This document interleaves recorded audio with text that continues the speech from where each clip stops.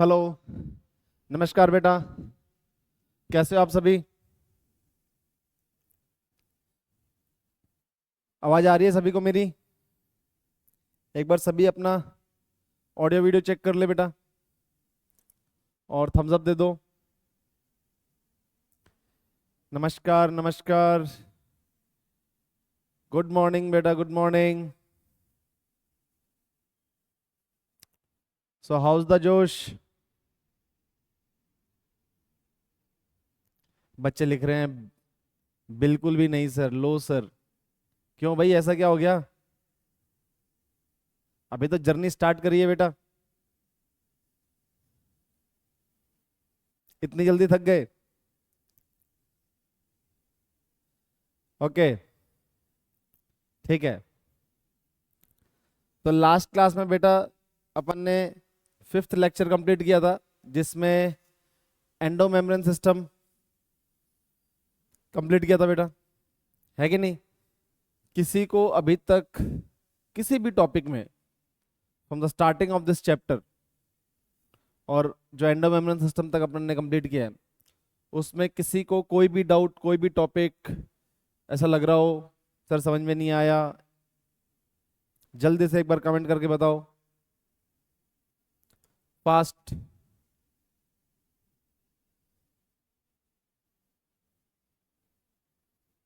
Okay, ठीक है बेटा, अगर सबको सब कुछ क्लियर है तो आगे बढ़े फिर।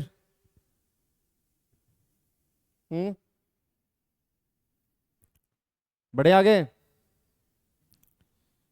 ठीक है बेटा, अब जो नेक्स्ट है, जो अपन एंडो मेम्ब्रेन सिस्टम के बाद नेक्स्ट कंटिन्यू करेंगे, वो है माइटोकॉन्ड्रिया। क्या है बेटा? माइटोकॉन्ड्रिया। ठीक है। और माइटोकॉन्ड्रिया तो एक ऐसी चीज है जो आप बचपन से पढ़ते हुए आ रहे हो, है। ये तो ऐसे इंजीनियरिंग वालों को भी याद रहता है, power house of this cell, है कि नहीं? हाँ, तो ठीक है भाई। तो यहाँ पे अपन हेडिंग डाल लेते हैं माइटोकॉन्ड्रिया।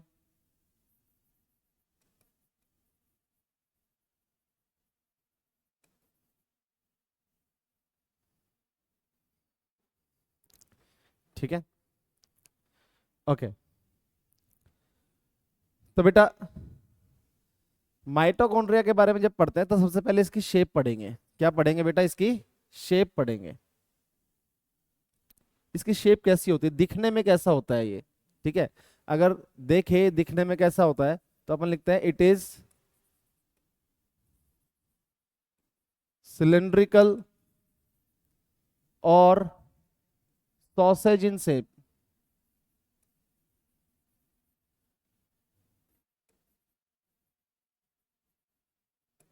सिलेंड्रिकल और sausage in shape.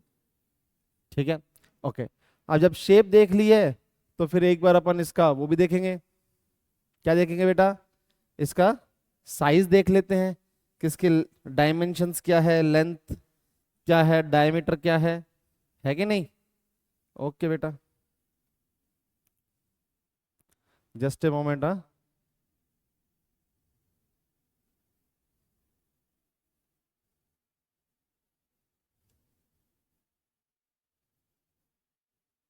Okay. It's diameter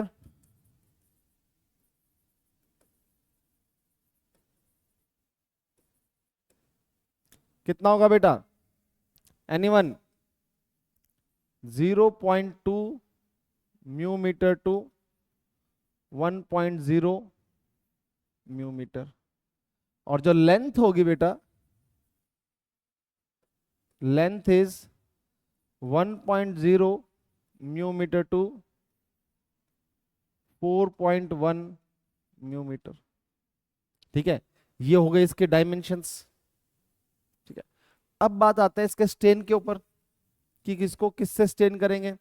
अरे भाई, ये भी तो होली खेलेगा, है ना? हाँ, कलर तो लेगा ना बेटा, बिना कलर लिए अपन इसको माइक्रोस्कोप के अंडर में कैसे देख सकते हैं? बिना कलर के तो सब कुछ कलरलेस दिखेगा। तो इट इज स्टेन्ड बाय, किससे स्टेन होता है ये?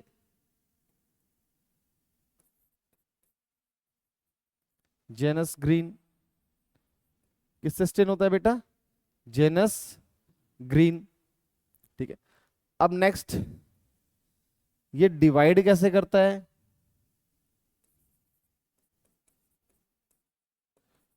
It divides by fission.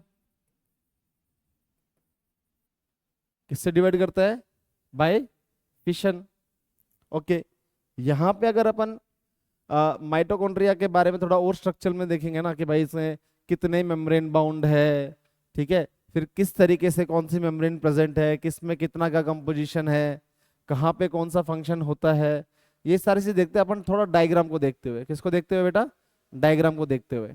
ठीक है, तो इसका डायग्राम बना लेते हैं एक बार अपन।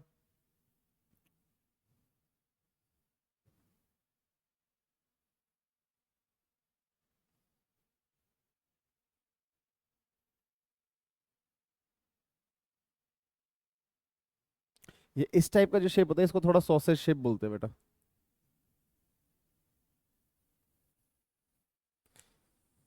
Basically it is double membrane bound. कितने मेम्ब्रेन बाउंड है बेटा? डबल मेम्ब्रेन बाउंड है। एक आउटर मेम्ब्रेन एंड एक इनर मेम्ब्रेन।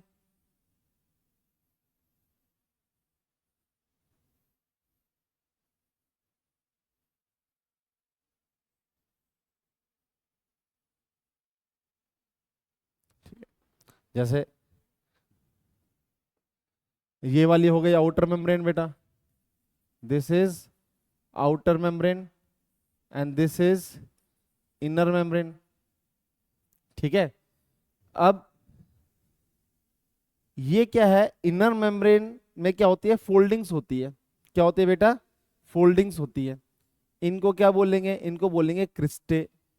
ठीक है, इनको क्या बोलेंगे बेटा? These are cristae. जो इंदर वाली मेम्ब्रेन है, अंदर वाली मेम्ब्रेन है, वो ऐसे अंदर के साइड ऐसे फोल्डिंग होती है उसमें, इनवर्ड फोल्डिंग्स। ठीक है, ओके। और ये इनर मेम्ब्रेन के अंदर की जो स्पेस है, इस पूरी स्पेस को अपन क्या बोलेंगे बेटा? मैट्रिक्स। ये क्या है बेटा? मैट्रिक्स। आ रही है बात समझ में?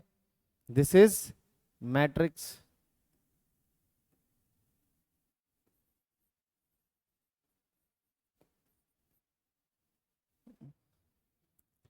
ओके, ठीक है भाई। अब ये जो माइटोकॉन्ड्रिया है, इसमें जो एक क्रिस्टे है, इसके ऊपर क्या प्रेजेंट है बेटा? इसके ऊपर प्रेजेंट है F0 F1 पार्टिकल्स। क्या प्रेजेंट है? ऐसे F0 F1 पार्टिकल्स है।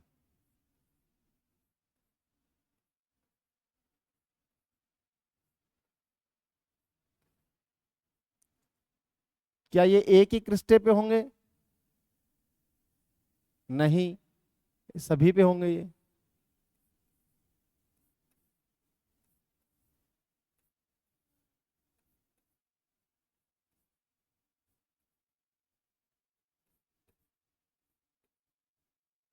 इनको बेटा अलग अलग नाम से बुलाते हैं। इनको ऑक्सीजोम भी बोलते हैं, इनको एलिमेंट्री पार्टिकल्स भी बोलते हैं, पार्टिकल ऑफ फर्नेंस एंड मोरन भी बोलते हैं।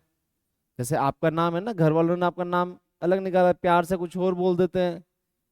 यार दोस्त तो फिर उस नाम से कभी बुलाएंगे ही नहीं, है ना? वो तो एक अलग ही नाम होता है, जो हो सकता है नॉर्मल दुनिया के सामने कभी लिया भी ना जा सके। है कि नहीं बेटा?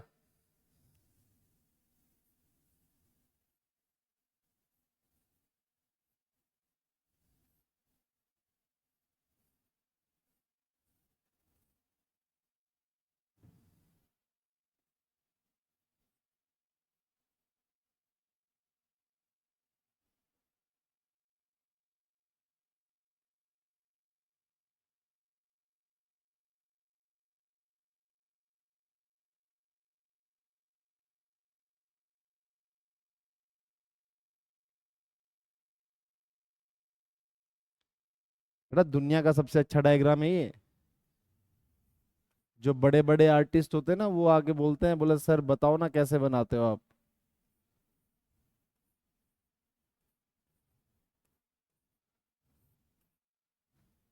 हाँ वो बात अलग है कि हैंडराइटिंग मेरी नहीं सुधर सकती अब, ठीक है।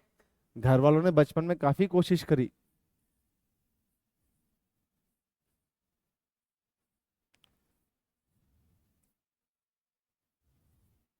फादर का काफी इन्वेस्टमेंट भी लगा बेल्टों के ऊपर, ठीक है, हैंडराइटिंग सुधारने के लिए। बट उस इन्वेस्टमेंट का रिटर्न नहीं आया बेटा।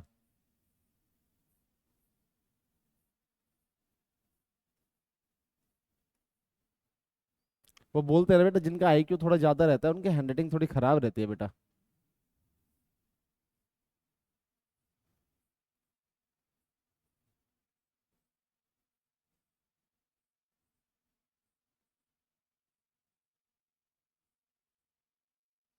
ठीक है, ये इस टाइप का स्ट्रक्चर है। इनको अपन बोलते क्या है?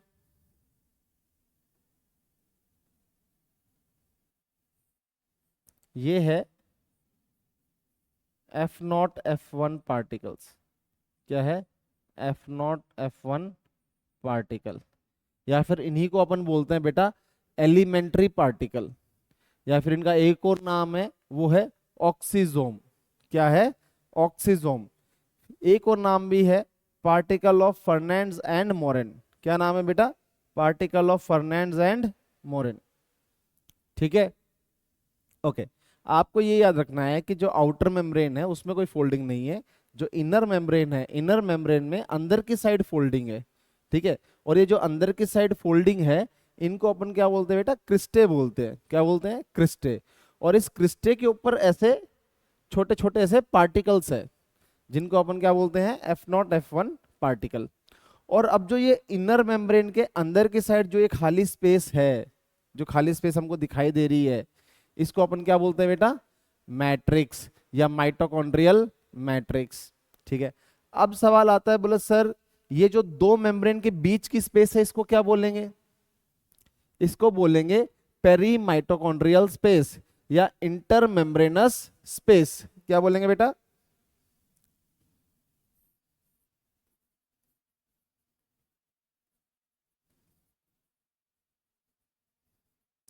पेरी माइटोकॉन्ड्रियल स्पेस और इंटर मेम्ब्रेनस स्पेस। ठीक है। देखो, अब ये आउटर मेम्ब्रेन और इनर मेम्ब्रेन है बेटा, ये भी ऐसे लिपिड और प्रोटीन वगैरह की बनी हुई है। तो अगर आउटर मेम्ब्रेन में देखें तो आउटर मेम्ब्रेन में जो कंपोजिशन है वो है 40% लिपिड एंड 60% प्रोटीन। ऐसे ही अगर इनर मेम्ब्रेन में देखेंगे तो ये है 20% लिपिड एंड 80% प्रोटीन। ठीक है, समझ में आ रहा है? ओके। अब सर ये जो खाली स्पेस है जिसको अपन क्या बोल रहे हैं? माइटोकॉन्ड्रिया की मैट्रिक्स बोल रहे हैं। ठीक है। इसमें बेसिकली ये खाली रहते हैं, कुछ रहते हैं इनमें बेटा। इसमें और भी बहुत सारी चीजें रहती है इसमें। बेसिकली ये जो माइटोकॉन्ड्रिया की मैट्रिक्स है एक्चुअल में एक रियलिटी में खाली नहीं है। यहाँ पे मैं आपको डायग्रामेटिक में आपको दिखा रहा है, ये खाली दिखाई दे रही है। इसके अंदर बेसिकली यहाँ पे अंदर ऐसे सिंगल सर्कुलर डीएसडीएनए भी होता है। ये क्या है बेटा?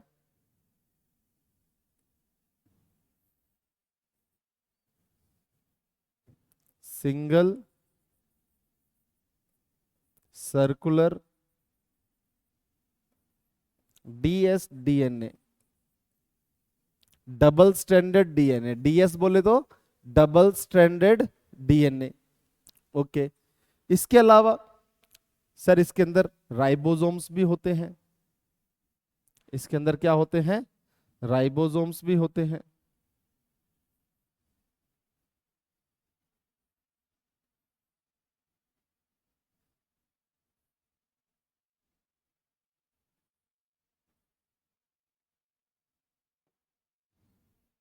याद करो, यहां पे ये कौन से राइबोसोम्स हैं? ये क्या है बेटा?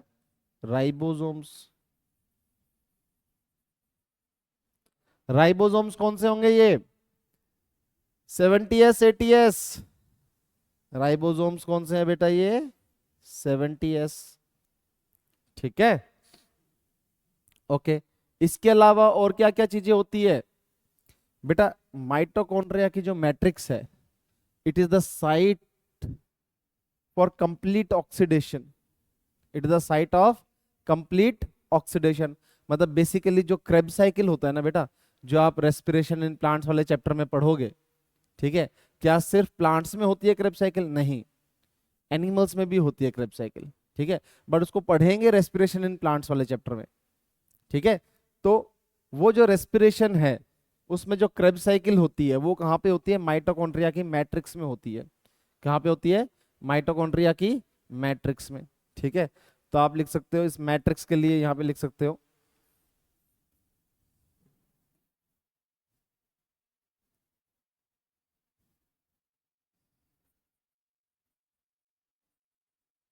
Krebs cycle occurs. कहाँ पे होती है? माइटोकॉन्ड्रिया की मैट्रिक्स में होती है। ओके, बहुत बढ़िया बेटा। अब ये जो क्रेब साइकिल है, ठीक है, इस क्रेब साइकिल के भी दो तीन नाम है। इसका जो एक और नाम है वो है सिट्रिक एसिड साइकिल। क्या है बेटा? Citric acid cycle. इसको सिट्रिक एसिड साइकिल क्यों बोलते हैं? क्योंकि इसका जो पहला स्टेबल प्रोडक्ट बन रहा है वो क्या है? सिट्रिक एसिड है, ठीक है। इसका एक और नाम भी है टीसीए साइकिल। अगर सिट्रिक एसिड का स्ट्रक्चर आप देखोगे तो उसमें 3 कार्बोक्सिलिक ग्रुप है। कितने हैं बेटा? 3 कार्बोक्सिलिक ग्रुप है, इसलिए उसको क्या बोलते हैं? Try carboxylic acid cycle, TCA cycle, ठीक है। तो ये साइट ऑफ क्रेब साइकिल है या टीसीए साइकिल है, और इसमें जितने भी जो एंजाइम्स रिक्वायर्ड होते हैं ना टीसीए साइकिल के लिए, क्रेब साइकिल के लिए, ठीक है, वो सारे एंजाइम कहां पे मिलेंगे? मैट्रिक्स में मिलेंगे, एक्सेप्ट सक्सिनेट डिहाइड्रोजिनेज। कौन सा बेटा? सक्सिनेट डिहाइड्रोजिनेज, ठीक है। वो कहां पे मिलेगा? वो मिलेगा इनर मेम्ब्रेन में। कहां पे मिलेगा बेटा? इनर मेम्ब्रेन में। आ रही बात समझ में? ओके, तो यहां पे आप लिख सकते हो Krebs cycle occurs all enzymes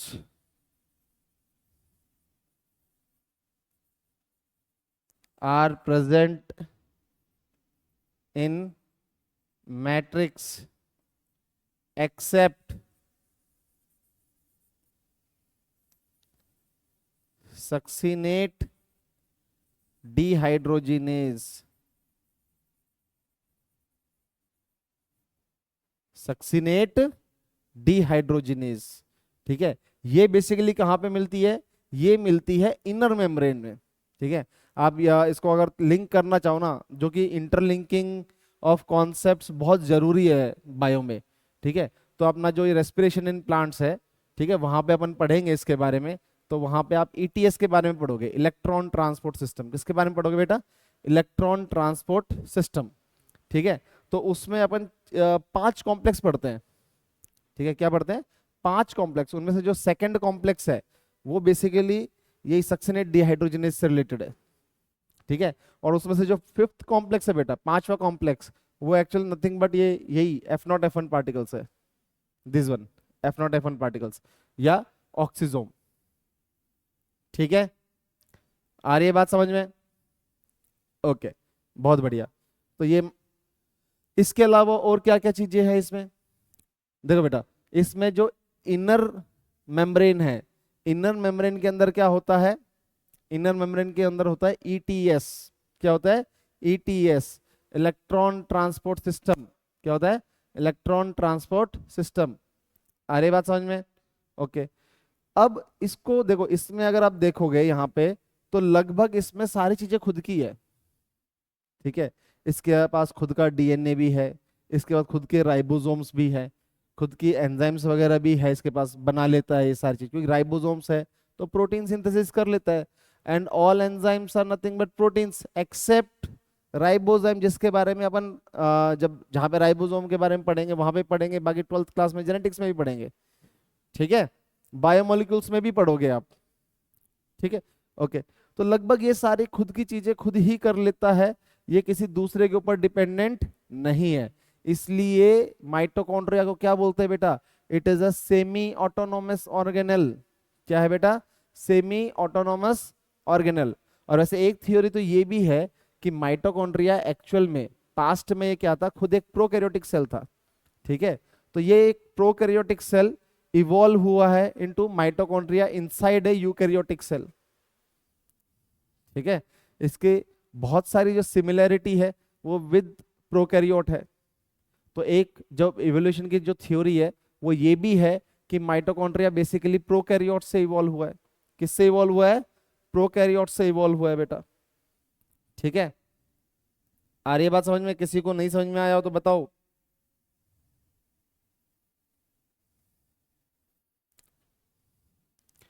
अब बात आता है, आपकी एनसीईआरटी बोलती है कि the number of mitochondria inside a cell is not fix. ठीक है, देखो जो माइटोकॉन्ड्रिया की जो संख्या होती है कि एक सेल के अंदर एक माइटोकॉन्ड्रिया होगा या 10 माइटोकॉन्ड्रिया होंगे या 5 होंगे या 20 होंगे, ये क्या है बेटा? फिक्स नहीं है। ठीक है, तो बोले सर फिर कैसे? बेटा ये जो सेल की जो फिजियोलॉजिकल नीड है ना उसके ऊपर डिपेंड होता है। यहाँ पे फिजियोलॉजिकल नीड का मतलब क्या है कि अगर देखो सेल को एनर्जी की रिक्वायरमेंट ज्यादा होगी, देखो ये तो आपको पता ही है कि माइटोकॉन्ड्रिया क्या है, mitochondria is the power house of the cell. ठीक है, जो कि इसके फंक्शन में भी अपन पढ़ेंगे। तो अगर सेल को एनर्जी की रिक्वायरमेंट ज्यादा है तो उसमें ज्यादा नंबर ऑफ माइटोकॉन्ड्रिया होंगे। अगर सेल को एनर्जी की रिक्वायरमेंट कम है तो उसमें कम नंबर ऑफ माइटोकॉन्ड्रिया होंगे। तो अपन ये बोल सकते हैं ना कि the number of mitochondria is variable inside a cell, it is not fixed, it depends upon the physiological need of the cell. The number of mitochondria depends upon the physiological need of the cell. If the cell requires more energy or more ATP, then obviously it will have more number of mitochondria. And the cell does not require more energy, then it will have less number of mitochondria. यहां तक समझ में आ गया? किसी को कोई दिक्कत, कोई बात, कोई चीत? आगे बढ़े बेटा। ओके, तो ये अपना माइटोकॉन्ड्रिया का ऐसा स्ट्रक्चर है। अब यहाँ पे अगर इसको जो F0F1 पार्टिकल है बेटा, इसको थोड़ा सा एक बार और पढ़ लेते हैं। ठीक है, तो ये जो F0F1 पार्टिकल है इसमें बेसिकली 3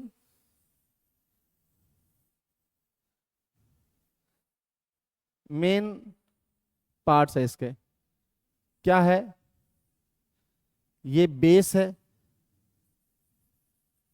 ये क्या है बेटा? बेस है। दिस इज स्टॉक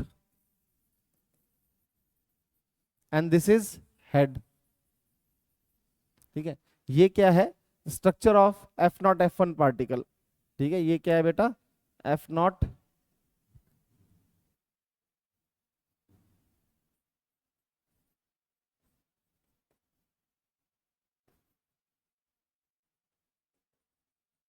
या फिर इसको क्या बोल देते हैं बेटा? ऑक्सीजोम।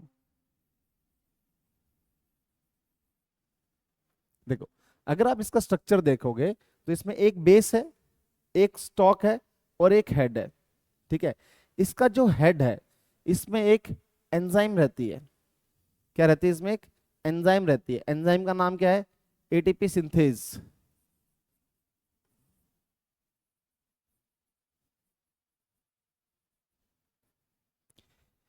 ये जो एंजाइम है it is basically responsible for the formation of ATP.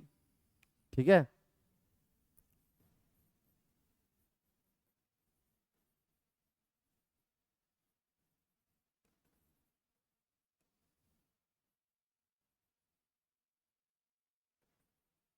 which is responsible for the formation of ATP। ठीक है, बेसिकली क्या होता है, जो H+ आयंस होते हैं ना बेटा, वो F0F1 पार्टिकल में एक साइड से जाते हैं, ठीक है, और दूसरी साइड से बाहर निकलते हैं। ठीक है, ये बेसिकली आप फोटोसिंथेसिस में, रेस्पिरेशन वाले चैप्टर में एक हाइपोथेसिस पढ़ोगे जो कि क्या है? केमी ऑस्मोटिक हाइपोथेसिस।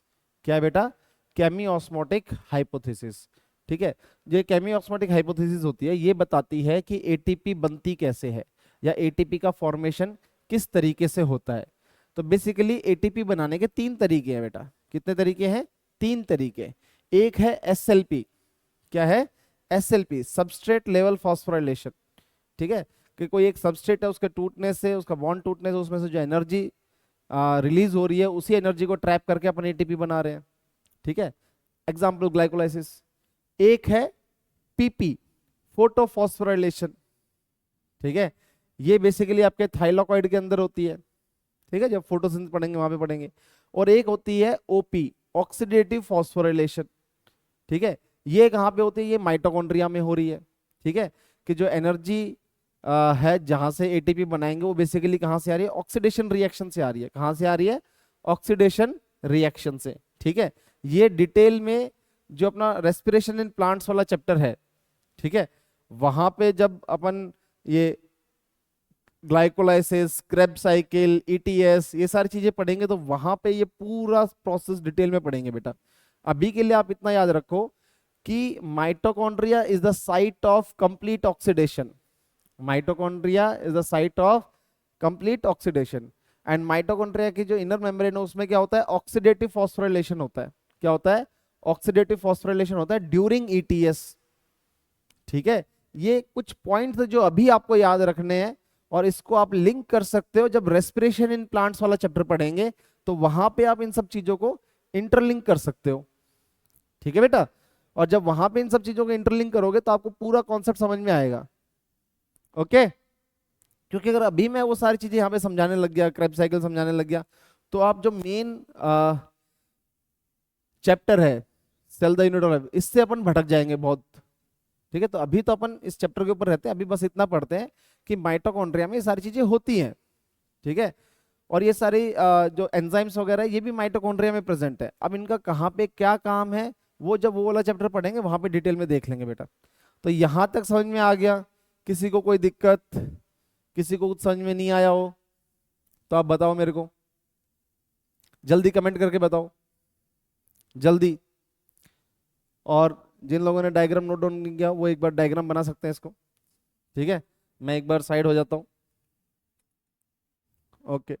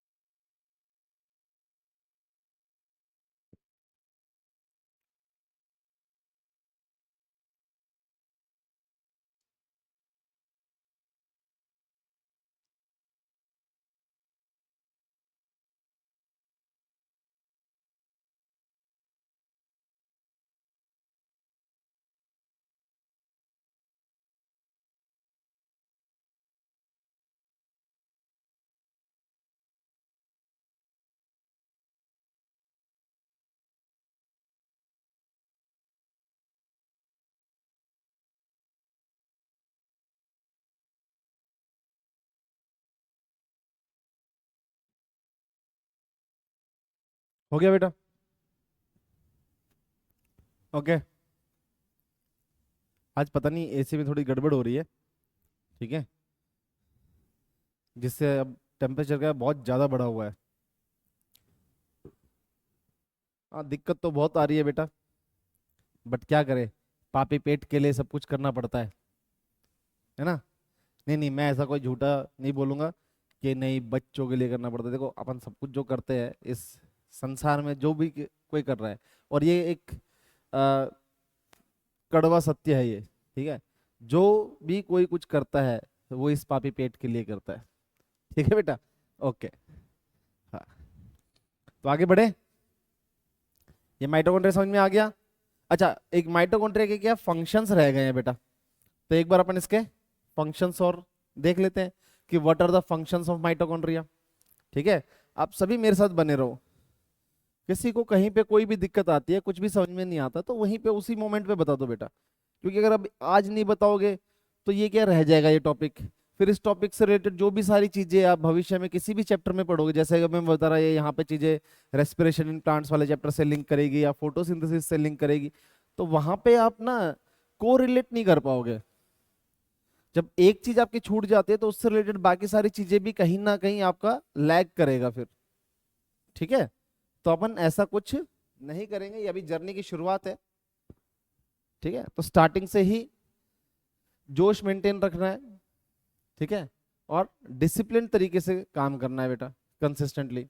ओके, तो यहाँ पे अपन लिखते हैं functions of mitochondria.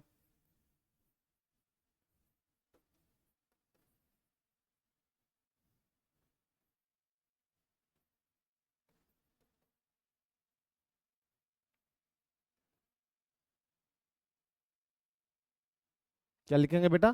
Functions of mitochondria. देखो फंक्शंस ऑफ माइटोकॉन्ड्रिया में एक तो सबको सबसे पहले पता ही है, it is the power house of this cell. क्या है भाई? सबसे पहला फंक्शन तो आप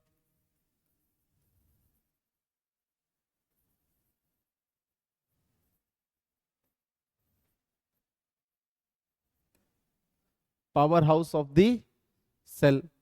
ठीक है, मतलब power house of the cell है तो मतलब क्या करेगा ये? ATP synthesis.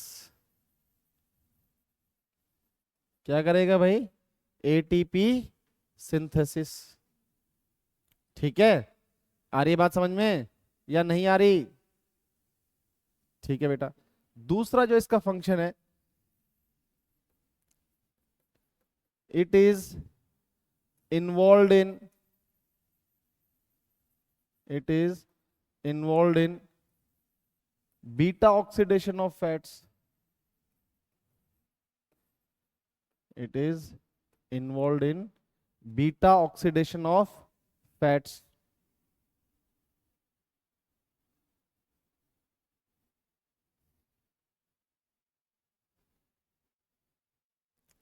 कुछ बच्चों को कमेंट आ रहा है, बोला सर एटीपी सिंथेसिस कैसे, ओपीपीपी थ्रू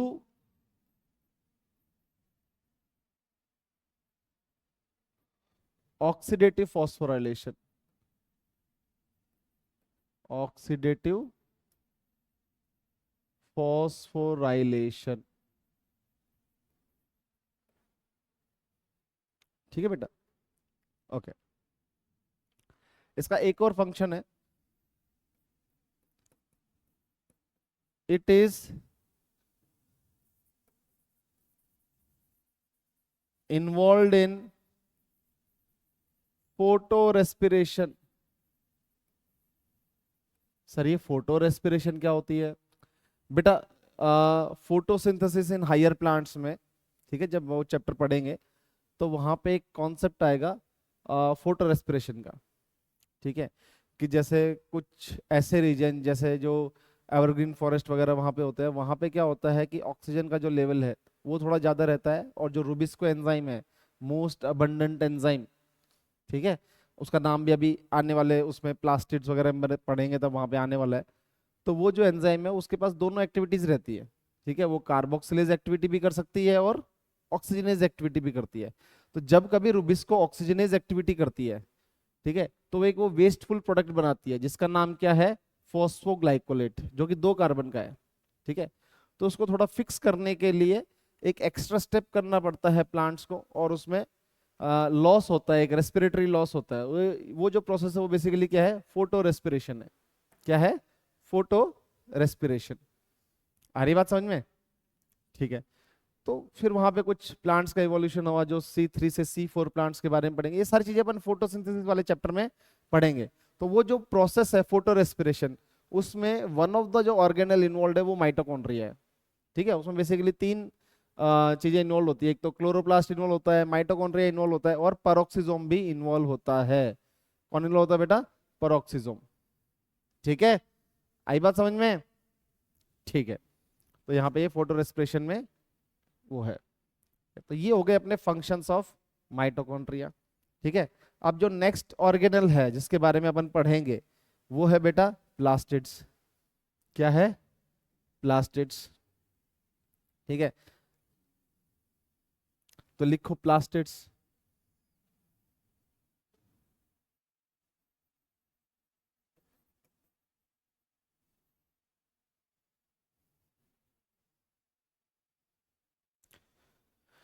प्लास्टिड्स के बारे में कोई मेरे को कुछ बताएगा कि प्लास्टिड्स क्या होते हैं, किन में प्रेजेंट होते हैं?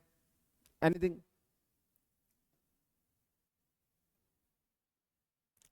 देखो प्लास्टिड्स के बारे में जो सबसे पहला पॉइंट जो अपन लिखेंगे वो लिखेंगे present in all plants, comma euglenoids,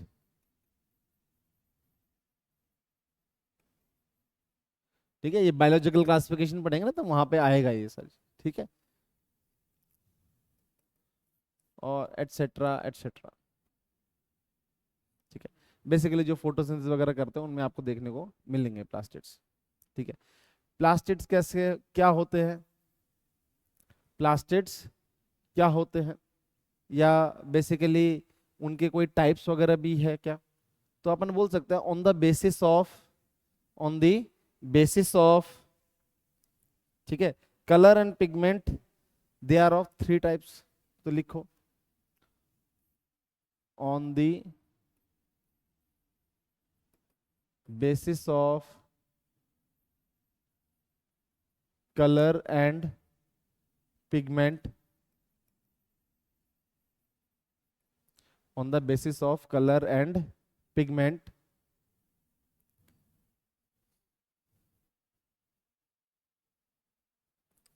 plastids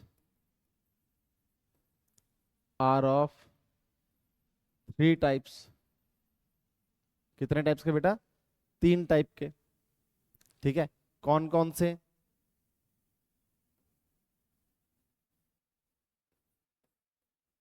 leucoplast,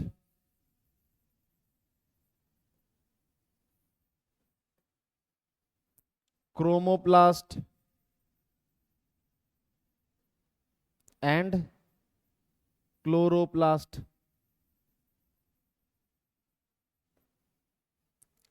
कौन कौन से बेटा? Leucoplast, chromoplast and chloroplast. अब अगर आप देखोगे जो ल्यूकोप्लास्ट है बेटा, कौन से वाले?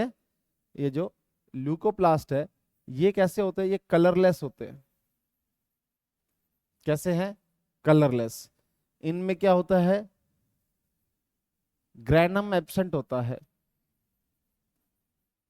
Granum absent.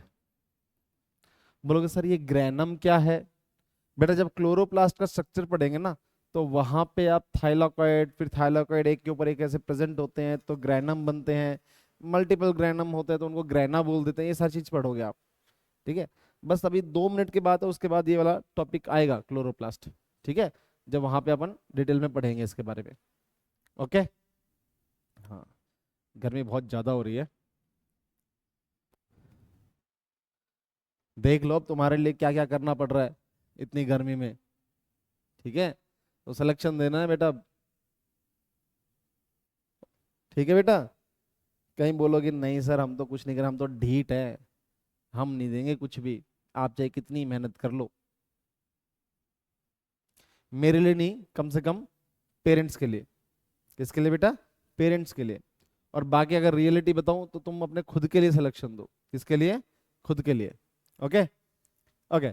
तो जो ल्यूकोप्लास्ट होते हैं बेटा ये कैसे होते हैं? कलरलेस होते हैं, इनमें ग्रैनम एब्सेंट होता है। बेसिकली ये भी 3 टाइप के हैं।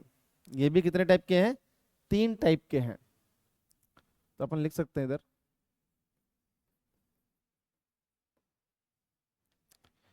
It is of 3 types. कौन कौन से हैं?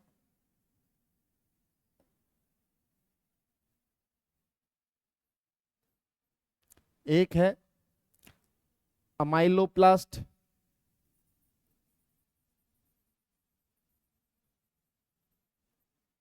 एक है इलायोप्लास्ट,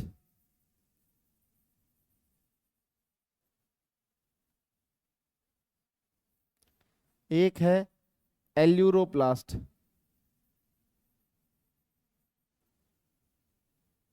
ठीक है बेटा, अमाइलोप्लास्ट, इलायोप्लास्ट एंड एल्यूरोप्लास्ट। ये जो अमाइलोप्लास्ट होते हैं ये कैसे होते हैं? ये स्टार्च कंटेनिंग है। कैसे हैं? Starch containing.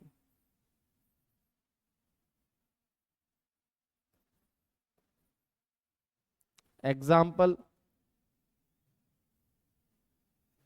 पोटैटो,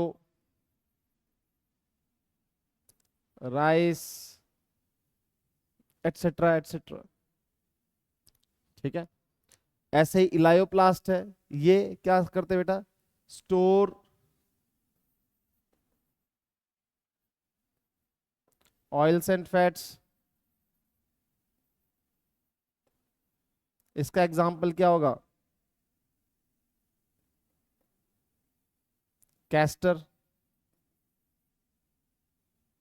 क्या होगा बेटा, कैस्टर। एल्यूरोप्लास्ट क्या करता है, it stores protein.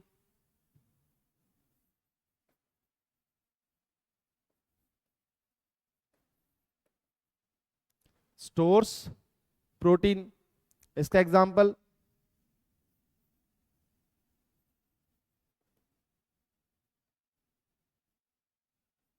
Aleurone cells of मेज।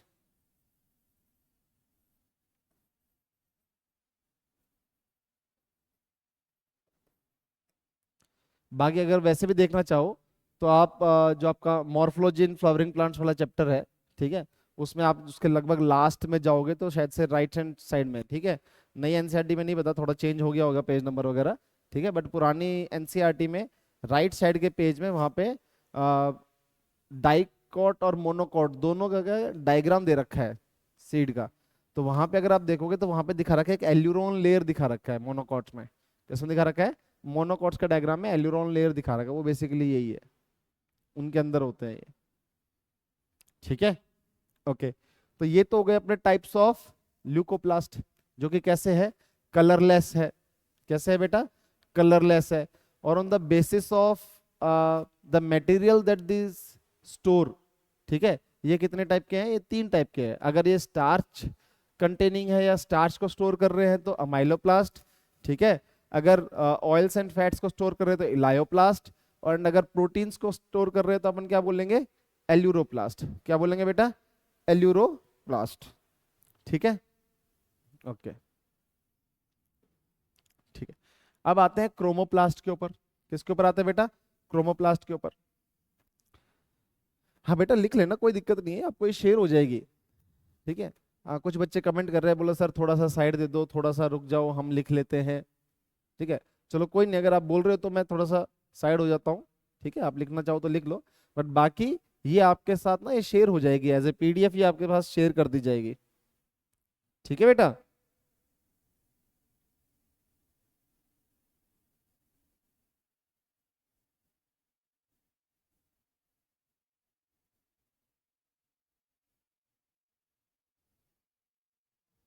लिख लिया, लिख लिया तो आगे बढ़े, जल्दी बताओ बेटा।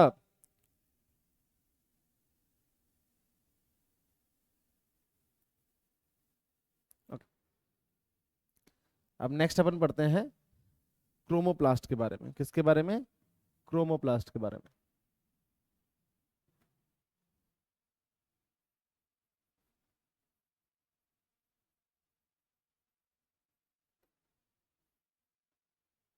ठीक, ये जो क्रोमोप्लास्ट है ये basically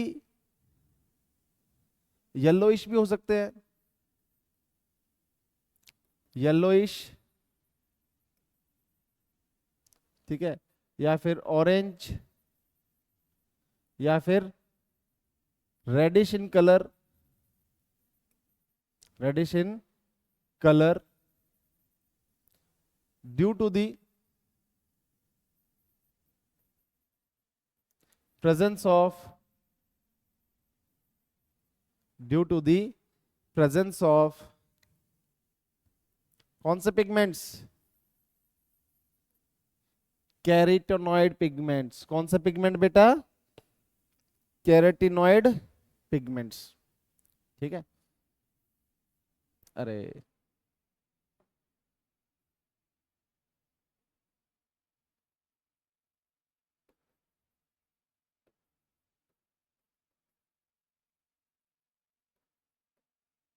due to the presence of carotenoid pigments.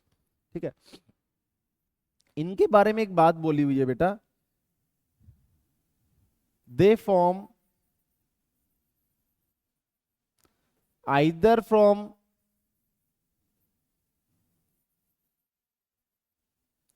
Leucoplast और from chloroplast.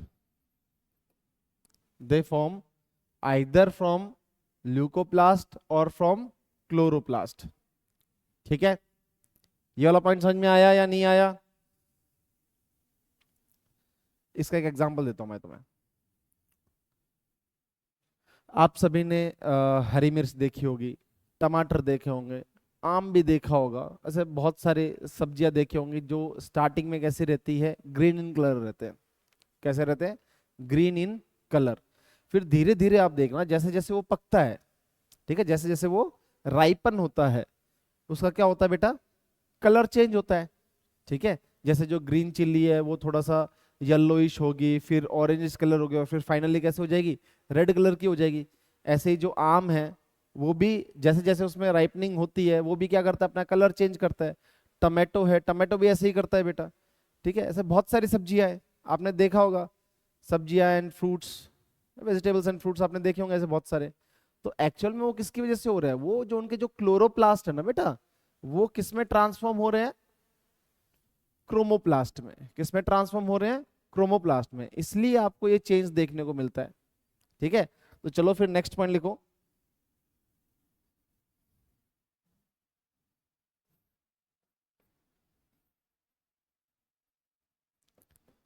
Change in colour of tomato comma chilli. ठीक है, during their ripening, during their, just a moment, थोड़ा सा मिस्टेक हो गया ये स्पेलिंग में।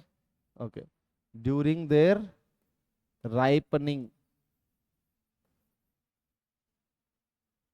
The change in colour of tomato chilli. ठीक है, कैसे से कैसा होगा ये बेटा? From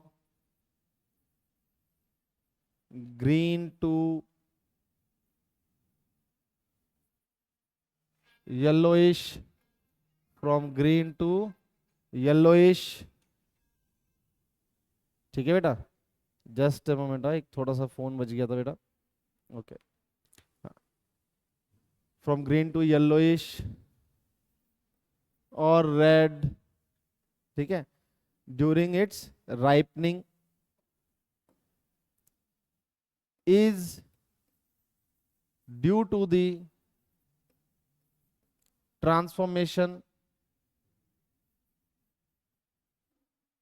is due to the transformation of chloroplast into chromoplast, chloroplast into chromoplast। आ रही है बात समझ में? ठीक है, इसके अलावा जो कैरेट का जो ऑरेंज कलर है,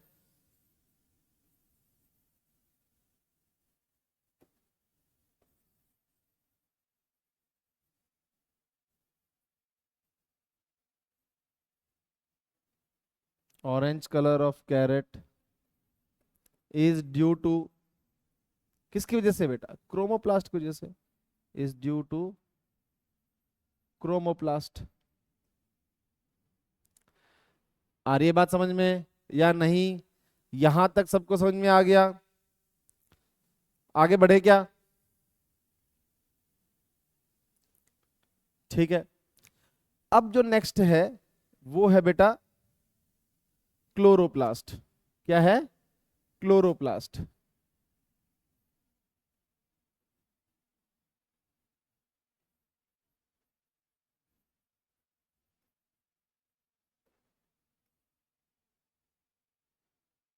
ठीक है,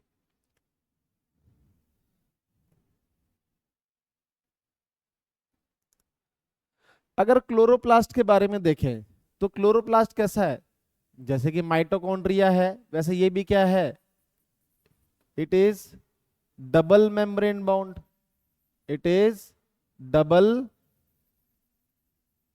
मेम्ब्रेन बाउंड ऑर्गेनेल। कैसा ऑर्गेनेल है भाई, डबल मेम्ब्रेन बाउंड ऑर्गेनेल है। मतलब इसमें भी क्या होगा, एक आउटर एंड एक inner, one outer membrane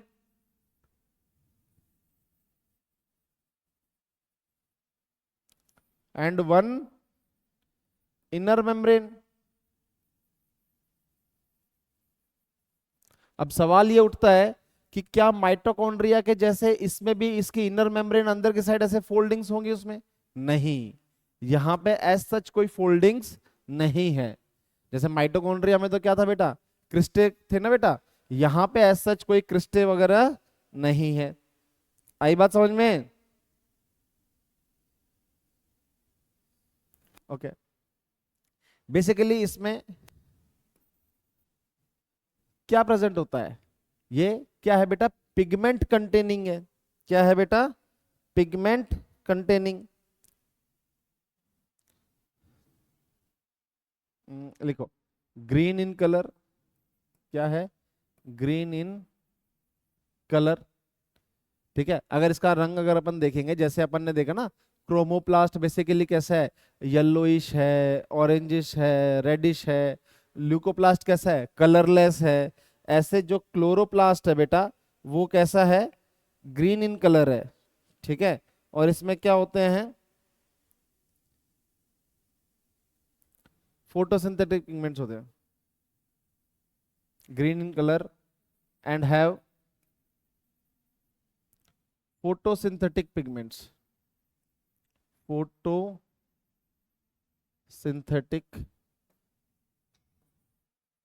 pigments. ठीक है, मेजरली कौन सा, example chlorophyll, example chlorophyll, chlorophyll A, chlorophyll B, chlorophyll C, chlorophyll D.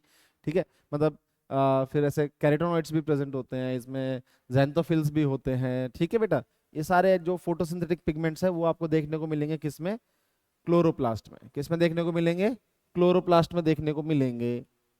ठीक है, और जो मेजॉरिटी ऑफ क्लोरोप्लास्ट है,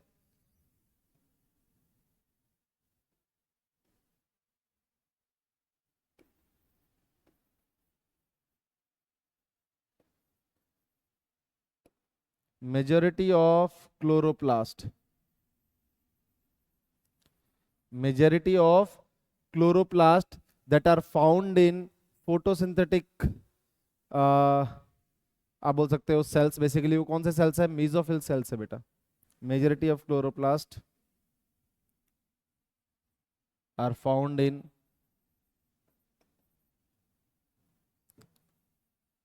मीजोफिल सेल्स ऑफ प्लांट्स। ठीक है, और बेसिकली जो मीजोफिल सेल्स है ना बेटा, ये मीजोफिल सेल्स प्रेजेंट होते हैं किसमें, प्रेजेंट इन लीफ। किसमें प्रेजेंट होते हैं बेटा, जो अपनी लीव्स है उनमें प्रेजेंट होते हैं। ये किसमें प्रेजेंट होते हैं, लीव्स। ठीक है, इनकी जो शेप एंड साइज है और नंबर है वो भी क्या रहते हैं बेटा, वेरी करते हैं। They vary in shape size and number. लिखो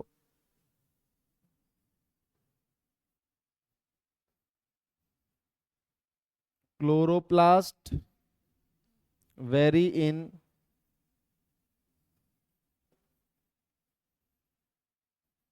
shape size and number.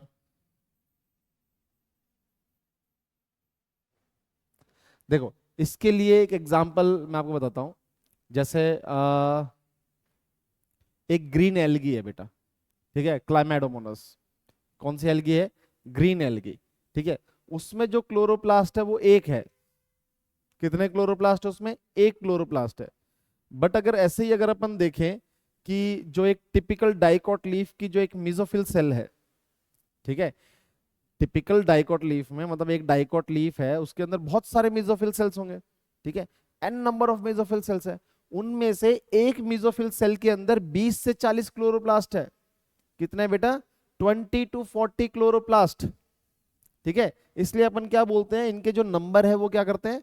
Very करते हैं। जैसे माइटोकॉन्ड्रिया के नंबर भी क्या करते हैं? वेरी करते हैं ना, depending upon the physiological need of the cell. ऐसे the number of chloroplast also vary from organism to organism, या फिर अपन बोल सकते हैं प्लांट्स टू प्लांट्स, ठीक है। इसका एग्जांपल आपको याद रखना है कि क्लाइमेडोमोनास में तो एक सिंगल क्लोरोप्लास्ट है, ठीक है, और एक टिपिकल डाइकोट लीफ है, उसमें क्लोरोप्लास्ट की संख्या कितनी है बेटा? 20 से 40, ठीक है। Not typical dicot leaf, in the typical dicot leaf का जो मेसोफिल सेल है उसके अंदर 20 से 40 क्लोरोप्लास्ट है, ठीक है। ओके, अब ऐसे अगर इसकी शेप के ऊपर आ जाए, किसके ऊपर आ जाए बेटा? शेप के ऊपर आ जाए, ठीक है, तो it may be oval, spherical, ठीक है, ribbon shaped, disc shaped, lens shaped, ठीक है। It may be oval, spherical, ribbon, disc और लेंस शेप्ड, ठीक है। इसकी जो शेप है, इसकी जो साइज है और इसका जो नंबर है, वो तीनों चीज ही क्या करती है बेटा? वेरी करती है। क्या करती है? वेरी करती है, ठीक है। ओके, अब अगर इसका स्ट्रक्चर देखें अपन,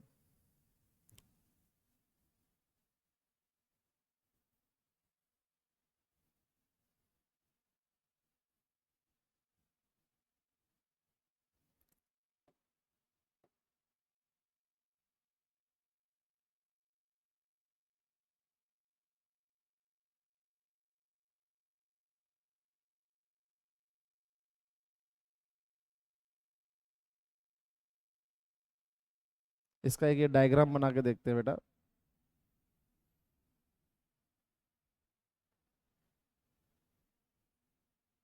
ठीक है, यहाँ पे अगर आप देखोगे, इसको थोड़ा सा वो कर लेते हैं। ये वाली क्या है बेटा? आउटर मेम्ब्रेन है। ये क्या है? आउटर मेम्ब्रेन है। ये क्या है? इनर मेम्ब्रेन है। ये क्या है भाई? इनर मेम्ब्रेन है। Outer membrane and inner membrane. आ रही है बात समझ में? ठीक है। अब इसके अंदर की जो ये खाली स्पेस दिखाई दे रही है, जैसे नॉट खाली अपन बोलेंगे, मतलब बेसिकली ये जो स्पेस दिखाई दे रही है, ठीक है, ऐसे माइटोकॉन्ड्रिया में इसको क्या बोल दे रहे थे बेटा? मैट्रिक्स बोल रहे थे। क्या बोल रहे थे? मैट्रिक्स बोल रहे थे। यहां पे इसको क्या बोलेंगे? एनीवन? इसको बोलेंगे स्ट्रोमा। क्या बोलेंगे बेटा? स्ट्रोमा, ठीक है। तो इधर लिख लेते हैं, ये जो स्पेस है इसको क्या बोलेंगे? स्ट्रोमा, ठीक है। ओके, अब यहां पे क्या होता है, इसके अंदर जो थाइलाकॉइड्स है वो एक के ऊपर एक ऐसे स्टैक्स में प्रेजेंट होते हैं, लाइक पाइल्स ऑफ कॉइन। कैसे प्रेजेंट होते हैं? Like piles of coin. जैसे ये एक थाइलाकॉइड है, ये दूसरा थाइलाकॉइड है, ये तीसरा थाइलाकॉइड है, ऐसे ऐसे एक के ऊपर एक ऐसे प्रेजेंट होंगे बेटा।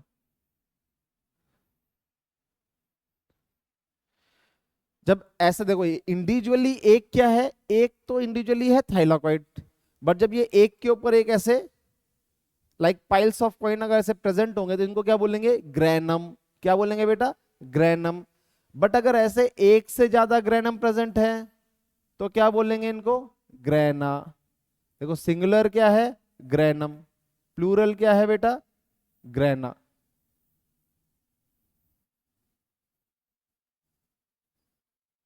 ठीक है, ओके। अब ऐसे जो ये ग्रैनम है, इनमें बीच में ये आपस में क्या होते हैं? इंटरकनेक्टेड होते हैं by long flattened tubular structure, ठीक है। जैसे जो पाइप होते हैं ना बेटा नल की पानी वाली, अगर उसको अगर अपन ऐसे कंप्रेस कर दे, फ्लैट कर दे, तो flat and tube like structure जो है वो है ये। इसको अपन बोलते हैं स्ट्रोमा लैमेले। क्या बोलते हैं बेटा इसको? स्ट्रोमा लैमेले। शॉर्ट फॉर्म में मैं यहाँ पे इसको एस से लिख देता हूँ, स्ट्रोमा लैमेले। ठीक है, ये क्या है भाई? ये देखो, ये है ग्रेना। ये क्या है? ग्रेना। और इसका जो एक है ये इंडिविजुअल, ये क्या है? थाइलाकॉइड।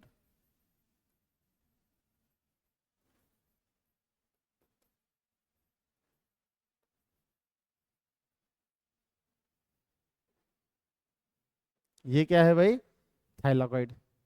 ठीक है, अब ये जो थाइलाकॉइड है या स्ट्रोमा लैमेला है, इसके ऊपर क्या प्रेजेंट होता है बेटा? इसके ऊपर प्रेजेंट रहते हैं आपके फोटो सिस्टम। क्या प्रेजेंट रहते हैं? Photo system. ठीक है, अब ये फोटो सिस्टम क्या है? आप जब फोटोसिंथेसिस इन हायर प्लांट्स पढ़ोगे तो वहां पे आप एक ऐसे कॉम्प्लेक्स स्ट्रक्चर पढ़ोगे जिसका नाम क्या है? फोटो सिस्टम है। दो फोटो सिस्टम होते हैं, PS1 PS2। Photo system 1, photo system 2, या P680 P700, ऐसे भी बोलते हैं, P680 एंड P700। ठीक है, ओके। जो P700 है उसको PS1 बोलते हैं क्योंकि वो फर्स्ट डिस्कवर्ड है। P680 को PS2 बोलते हैं क्योंकि वो सेकंड डिस्कवर्ड है। ठीक है, ओके। तो यहाँ पे जो थाइलाकॉइड है, इसके ऊपर तो क्या है? दोनों फोटो सिस्टम प्रेजेंट होते हैं, बट स्ट्रोमा लैमेला के ऊपर जनरली एक ही प्रेजेंट होता है। ठीक है,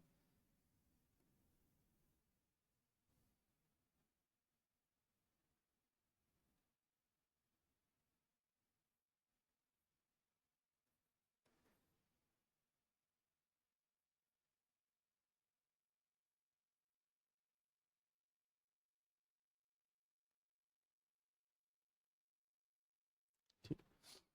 अब ये जो खाली जगह दिखाई दे रही है स्ट्रोमा, इसमें एक एंजाइम होती है। ठीक है, इधर लिख सकते हैं, इट हैज एंजाइम। कौन सी एंजाइम? रुबिस्को। ठीक है, इस एंजाइम के बारे में आप बायोमोलिक्यूल्स में भी पढ़ोगे और फोटोसिंथेसिस वाले चैप्टर में भी पढ़ोगे। किसमें पढ़ोगे बेटा? बायोमोलिक्यूल्स में भी पढ़ोगे और फोटोसिंथेसिस वाले चैप्टर में भी पढ़ोगे। इसके बारे में ये दे रखा है कि it is the most abundant enzyme of the biosphere. It is the most abundant enzyme of the biosphere. देखो, अगर स्पेसिफिकली प्लांट वर्ल्ड में पूछ ले तो भी ये सबसे ज्यादा मिलने वाली एंजाइम है, मोस्ट अबंडेंट एंजाइम है। और अगर पूरे बायोस्फीयर में पूछ ले तो भी ये क्या है? मोस्ट अबंडेंट एंजाइम है। आई बात समझ में? कुछ बच्चों का सवाल है, बोलो सर फिर एनिमल वर्ल्ड के। कोई बात नहीं बेटा, बायोमोलिक्यूल्स चैप्टर ज्यादा दूर नहीं है। ठीक है, इतना मत याद करो उसको, क्योंकि जब पढ़ोगे तब पछताओगे कि क्यों ही याद किया। ठीक है, हाँ, ज्यादा याद मत करो, और जब वो आएगा ना तब ऐसे कोहराम मचा देगा। बायोमोलिक्यूल्स चैप्टर को हल्के में मत लो। ठीक है, आएगा भी, कुछ टाइम में आएगा, वो भी पढ़ाएंगे बेटा, उसका भी नंबर आएगा। ठीक है, ओके। तो यहाँ पे अपन ने देखा कि ये जो थाइलाकॉइड्स है, ये एक के ऊपर एक ऐसे प्रेजेंट होती है। इनको क्या बोलते हैं? ग्रैनम बोलते हैं। जब एक से ज्यादा होते हैं ग्रैना बोल देते हैं। ठीक है, इंडिविजुअल इसको क्या बोल देंगे? थाइलाकॉइड बोल देंगे। इसकी जो मेम्ब्रेन है इसके ऊपर क्या प्रेजेंट होते हैं? फोटो सिस्टम प्रेजेंट होते हैं। क्या प्रेजेंट होता है बेटा? Photosystem. ठीक है, PS2 and PS1, basically P680 and P700। Stroma lamellae के ऊपर एक ही टाइप का फोटो सिस्टम होता है। ठीक है, स्ट्रोमा लैमेले पे जनरली एक ही टाइप का रहता है, वो है PS1। आगे बात समझ में या नहीं आई यहां तक? ओके। अब इसके अलावा जो अपना क्लोरोप्लास्ट है, इसके पास एक सर्कुलर DNA भी होता है। इसके पास ये क्या है बेटा? Circular DS DNA, double standard DNA। इसके अलावा इसके पास क्या है? खुद के ऐसे राइबोसोम भी है। ये क्या है? राइबोसोम्स। ठीक है, कौन से वाले हैं ये? 70s 80s? 70s। तो जैसे माइटोकॉन्ड्रिया को अपन सेमी ऑटोनोमस ऑर्गेनेल बोलते हैं, ऐसे क्लोरोप्लास्ट को भी अपन क्या बोलते हैं बेटा? Semi autonomous organelle. ऐसा क्यों? क्योंकि लगभग ये भी अपनी जरूरत की चीजें खुद ही बना लेता है। ये भी अपनी जरूरत की चीजें खुद ही बना लेता है। ये एटीपी भी सिंथेसाइज कर लेता है ये। ठीक है, जो अपने थाइलाकोइड, इसमें केमियोस्मोटिक हाइपोथेसिस होती है यहाँ पे, वो आप फोटोसिंथेसिस वाले चैप्टर में पढ़ोगे डिटेल में। ठीक है, अभी के लिए रहने देते हैं उसको। ठीक है, तो ये एटीपी बना लेता है खुद के, मतलब राइबोसोम्स है तो एंजाइम्स वगैरह भी खुद की बना लेता है, डीएनए भी इसके पास खुद का है। ठीक है, तो बेसिकली ये भी क्या है बेटा? सेमी ऑटोनोमस ऑर्गेनल है। और एवोल्यूशन की थ्योरी इसको भी यही बोलती है कि ये भी कहाँ से आया है? ये भी पहले प्रोकैरियोट ही था जो बाद में एक यूकैरियोटिक सेल के अंदर आ गया। ऐसा एवोल्यूशन की थ्योरी बोलती है। ठीक है बेटा, ओके, ये जस्ट थोड़ा सा एक्स्ट्रा है ये वाला, ये अपने सिलेबस में नहीं है। ओके, अब आते हैं फंक्शंस ऑफ क्लोरोप्लास्ट। किस में आते हैं बेटा? फंक्शंस ऑफ क्लोरोप्लास्ट में। जब फंक्शंस ऑफ क्लोरोप्लास्ट के बारे में पढ़ते हैं तो इसका जो मेजर फंक्शन है वो है फोटोसिंथेसिस। वो क्या है बेटा? फोटोसिंथेसिस। ठीक है, देख लो एक बार, देख लो जल्दी, अगर किसी को बनाना तो बना लो, फिर आगे बढ़ते हैं।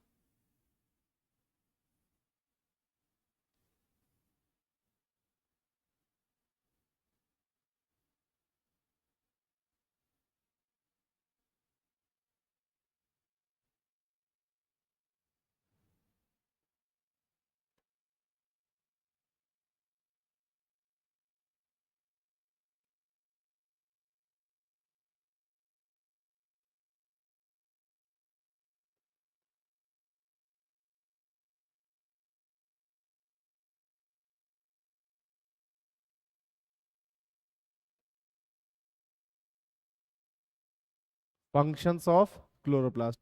जब फंक्शंस ऑफ क्लोरोप्लास्ट देखते हैं तो इसके मेजरली दो इंपॉर्टेंट फंक्शन है बेटा। एक तो है फोटोसिंथेसिस, एक तो क्या है बेटा? फोटोसिंथेसिस। ठीक है, ये जो फोटोसिंथेसिस है, बेसिकली फोटोसिंथेसिस में दो डिफरेंट टाइप ऑफ रिएक्शंस होते हैं। एक होता है डार्क रिएक्शन, एक होता है लाइट रिएक्शन। ठीक है, जो डार्क रिएक्शन है ये होता है अकर्स इन स्ट्रोमा। ठीक है, लाइट रिएक्शन कहां पे होता है? अकर्स इन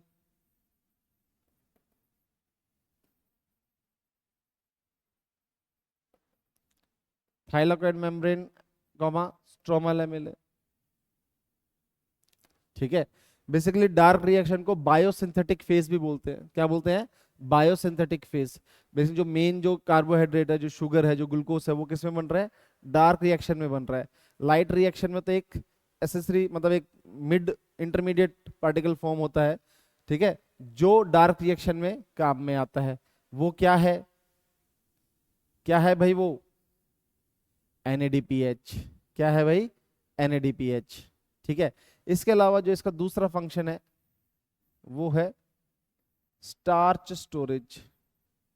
क्या है? Starch storage. ठीक है, ये दो इंपॉर्टेंट फंक्शन है क्लोरोप्लास्ट के। किसके बेटा? क्लोरोप्लास्ट के दो इंपॉर्टेंट फंक्शन। ठीक है, तो इसी के साथ अपना क्या हुआ बेटा? क्लोरोप्लास्ट यहाँ पे खत्म हुआ।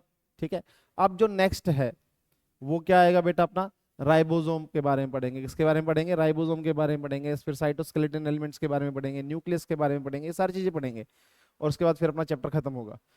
ठीक है, बट आज की क्लास अपन यहीं पे एंड करते हैं। ठीक है बेटा, ओके। हाँ, ये थोड़ी सी क्या है, गर्मी थोड़ी ज्यादा हो रही है।